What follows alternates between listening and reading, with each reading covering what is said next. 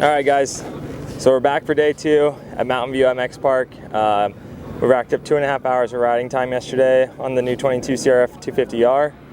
Bike's a lot different, 8 pounds lighter, and you really do feel that out on the bike, out on the track especially.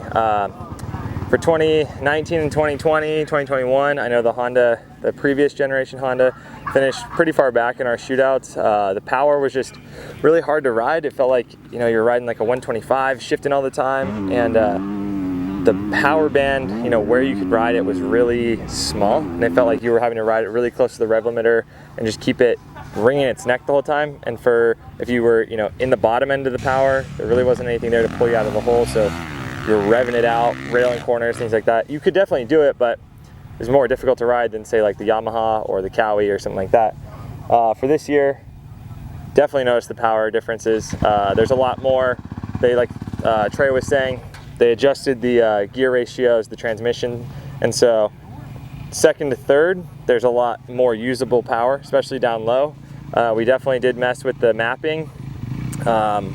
And I liked map 1 the most. We rode it in map 2, and definitely kind of reminded us of the older, kind of the previous generation bike where you had to ring it real hard, and then down low there wasn't as much.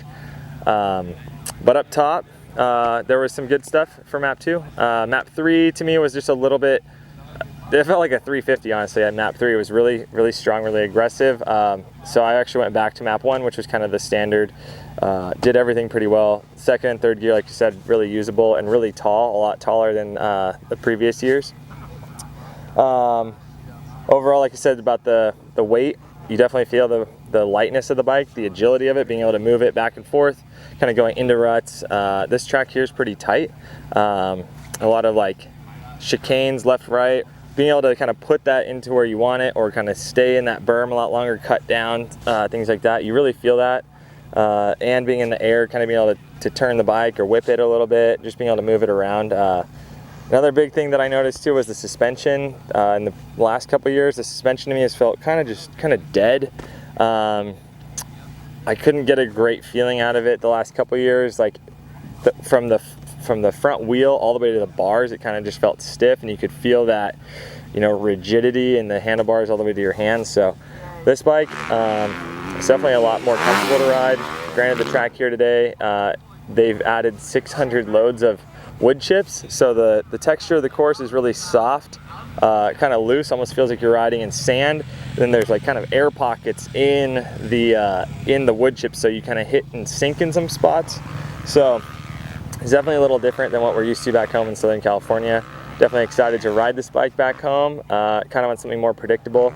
But as far as first ride impression, yeah, I'm a big fan. We've been riding the 21 CRF450, and so the chassis is identical, same frame, same swing arm, and so that was obviously super comfortable to jump from one to the other. I rode that bike last weekend before we came here, so definitely more comfortable. The rider cockpit's a lot slimmer, really able to squeeze with the knees a little bit better with the single-sided exhaust. Thank you, Honda, for that. So yeah, we're gonna go head out for a couple more laps today before we head back home, but excited to spend some more time on this thing and excited to get one back home and do some further testing. So be sure to like, follow, and subscribe. Check out the channel, check out the website, read the Cycle News Digital Magazine, and we'll see you guys out there.